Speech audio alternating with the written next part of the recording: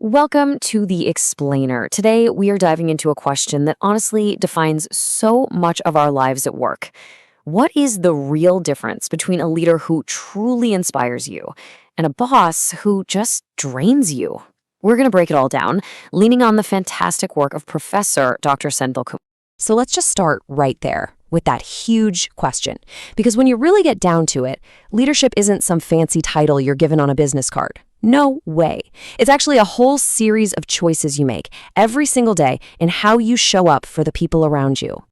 At the very heart of it, the difference boils down to two completely opposite ways of thinking. On one side, you've got this logic of control and extraction. This mindset is all about taking value and holding on to power.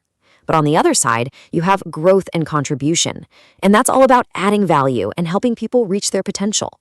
Which path a person decides to take, well, that changes everything. Okay, so let's really explore that fork in the road. We're going to look at a few key leadership dualities that show these two mindsets in action. This is where the idea gets really interesting. So our first duality is all about power, and it really comes down to a simple question for anyone in a position of influence. Are you empowering your team, or are you trying to control their every single move? And you can see a perfect example of this in the world of sports. Just think about the legendary NBA coach Phil Jackson. He was famous for sitting calmly on the bench, creating this almost zen environment that gave his players the space to find their own rhythm. Now contrast that with those toxic coaches you see, the ones who are always screaming, using fear to demand obedience. One of those approaches builds champions. The other, it just leads to burnout. So you see, the crucial point here is this massive shift in how you even think about authority. Are you trying to wield power over people, kind of treating them like pawns on a chessboard? Or are you focused on generating power with them, creating this collective energy where everyone can bring their best stuff to the table? All right, let's move on to our next duality, and you'll see how these ideas build on each other. This one's about your main goal, your objective. Is your primary mission to lift other people up and watch them win? Or is it to use your team as a platform for your own self-promotion? And wow, the examples here just make it crystal clear. On one side, you've got a guy like Bill Campbell, the trillion-dollar coach of Silicon Valley. He mentored giants like Steve Jobs and Larry Page by focusing completely on their success. And then you've got Adam Neumann from WeWork, who seemed to prioritize his own personal brand and the hype over the actual, health of his company. And we all saw how that turned out. This really captures that fundamental shift in focus. The self-promoting boss is always saying, look at me, look at what I've built. But a true leader, the one who helps others succeed, they point to their team and they say, look at what they've accomplished. And finally, let's zoom out and look at the scope of your worldview. Is it egocentric, where you are the center of the universe and everything revolves around your needs and your image? Or is it ecocentric, where you see yourself as just one part of a bigger system, this web of interconnected people and responsibilities? The contrast here is it's wild. You have Yvon Chouinard, the founder of Patagonia, who literally gave his entire company away to fight climate change. That's the ultimate ecocentric move. And then you have Denis Kozlovsky, the former CEO of Tyco, who infamously used company money to throw himself a $2 million party. One served the planet, the other served his own ego. You can think of it like this. The egocentric leader is always trying to build a pyramid, with themselves right there at the very top of a rigid hierarchy. But the ecocentric leader, they're trying to weave a web, because they understand that real success depends on the strength of the connections and the health of the whole network.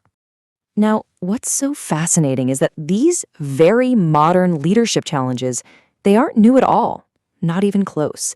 In fact, they are deeply, deeply rooted in ancient wisdom that is just as relevant today as it was thousands of years ago.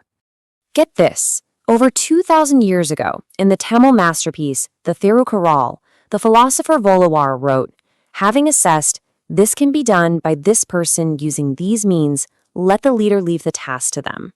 Come on, that is the very essence of empowerment, trusting your people to get the job done. He also taught that true service doesn't ask for a reward. The quote is beautiful.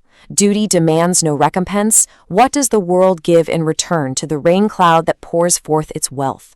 A great leader is just like that rain cloud, giving freely to help others grow without expecting a single thing back.